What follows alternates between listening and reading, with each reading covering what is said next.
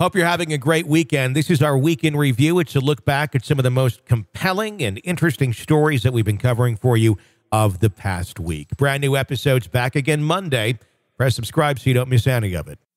This is an examination of the hidden human condition. This is the Hidden Killers Podcast. The Hidden Killers Podcast. With Tony Bruschi. We are talking with Alexandra Kazarian today. We are talking about the case against Bryan Kohberger in the Idaho Murders. And specifically, I want to talk about this request that has been put out. It's more than a request. It's a subpoena to bring in Bethany Funke, one of the surviving roommates from the King Road house. According to a private investigator, Funke may have information that could possibly clear Kohberger. At least that's what is trying to be spun out there right now. Obviously, someone who went through this horrible, horrible tragedy had all sorts of accusations flung at her. The trauma of it extremely deep. Is this overstepping to request that she come and testify and possibly give exculpatory evidence or testimony in the trial of Bryan Kohberger in the preliminary hearing phase set for June 26? Is it overstepping, Alexandra?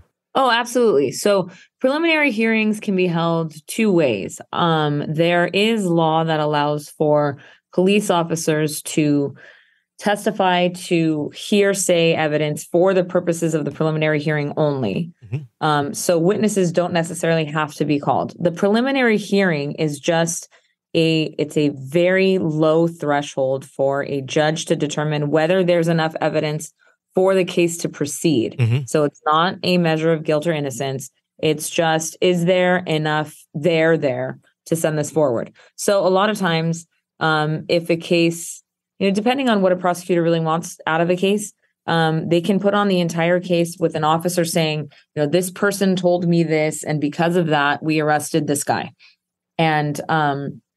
And that literally can be enough to move the case forward towards a trial date. In a case like this, in a case where sometimes you'll have like minors that are witnesses, children, mm-hmm. Or cases where you have kind of flighty witnesses, people that you don't know will be available for the actual trial. Mm-hmm.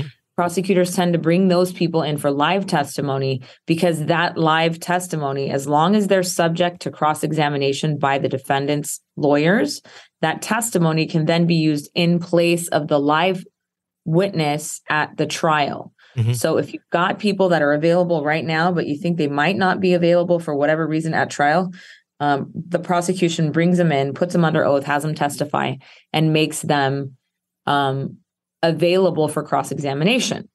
So here, they have every right to subpoena the witness, and it's just a tactical decision whether they do or not. So it's not overreaching at all mm-hmm. to subpoena the witness and to bring him in. And especially if there's some indication that the witness is uncooperative or doesn't want to come forward, then you've got to subpoena them. And you've got to subpoena them for this hearing because they may definitely give you grief at the trial. And if you don't have this prior testimony, you lose them completely for the trial itself. So it's not overreaching at all.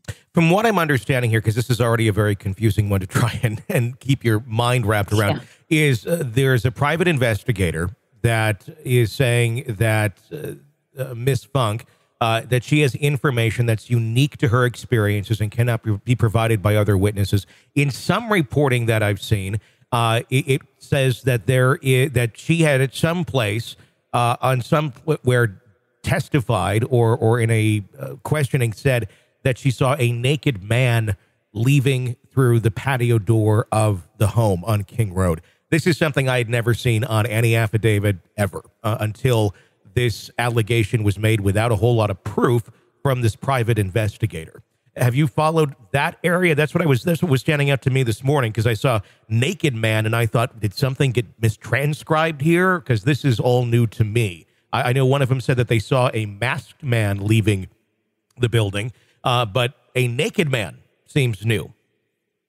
Naked man does seem new. I've seen the reports of the masked man, bushy eyebrows, mm-hmm. someone whose face was concealed a little bit. But I haven't heard about the naked man. So I do think that this is new. And it could be that it is in some of the affidavits that are sealed, and that may be one of the pieces of, it's common practice to keep some details close, sealed, so that if somebody comes out and says, oh, I've got information about the case, you can cross-check it with things that have already been released to the media. So it could definitely be a fact that they knew about but hadn't been released, or it could be a new fact. There is a lot of ways to look at that information or to analyze that information, but there also is some talk about that perhaps there have been allegations of a naked man at the scene of other murders in around the area. Maybe that this could be something that he does, if this is a real fact. And that's also the problem with letting out all of the evidence is now, is that going to red flag these other unsolved cases and then kind of distract the investigators into looking over there instead of really looking inwards into the case? Yeah, I mean, I was kind of blown away when I saw that this morning. I like naked man, and I've only seen it reported through a few outlets. I've never seen it yet on any sort of official affidavit, other than, I mean, the closest thing that we see on the affidavit that was from the criminal investigator, Richard Bethany, is stating exactly what I just said before, that portions of information that Miss Funke has is exculpatory to the defendant, and Miss Funke's information is unique to her experiences and cannot be provided by another witness. And then again, going on to say what some of the publications I've seen have then talked that there is talk of a naked man somewhere. But again, I can't confirm that, other than saying that I've seen it from a couple. No, I haven't confirmed it as an actual fact that's being embraced by the prosecution or by the law enforcement at all. If she really does not want to testify, she is in Nevada. She's in another state far away. The penalty, from what I saw, was up to 25 days in jail and a $500 fine. If she doesn't want to testify, can she be forcefully persuaded to testify? Other than the penalty? Other than the penalty, no. I mean, we don't do, Chinese torture to make people talk. Well, exactly. But if she said, screw it, if she said, screw it, I'll take the 25 days in jail and here's $500, then she wouldn't have to testify. Is that what I'm understanding? Incorrect. Because at the end of that 25 days and $500, they put her on the stand and they ask her to testify again. And if she doesn't do it, then it's back to jail until it's basically retain you until you testify? Yeah. Exactly. Wow. Okay. And actually, Mark Garagos, my law partner, had a case just like this, the Susan McDougal case. That's exactly what was happening, is that she over and over again refused to testify. And he represented her until they said, fine, uncle, we give. And she didn't have to. But that's exactly what happened. This case is strange enough. I suppose anything is possible at this point. But naked man, a new thing to the line of mystery. But one solution to that problem, which I don't know why they haven't already, or maybe they have explored it, maybe it's just too early to explore it, is offering her immunity. Because the number one reason people don't want to testify most of the time is because they're afraid that they're going to say something that's going to get them in trouble. Okay. Maybe she was doing a ton of drugs.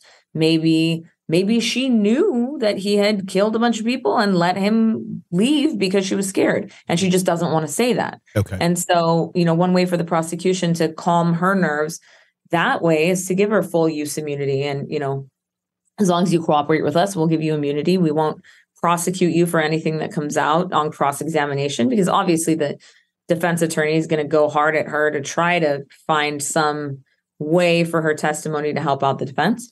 But, immunity is one issue. If she's just scared because she doesn't know if he acted alone, then that's maybe not something that the prosecution can offer her anything to help with. But immunity usually will solve the issue. This is an examination of the hidden human condition. This is the Hidden Killers Podcast. The Hidden Killers Podcast. With Tony Bruschi. Alexandra Kazarian with Garagos and Garagos. Thank you so much for your insight. Always appreciated. If you want to comment yourself on anything we're talking about here, we got a phone number for that. It's 888-5KILLER, 888-554-5537 to weigh in on anything we're talking about. We'd love to hear from you.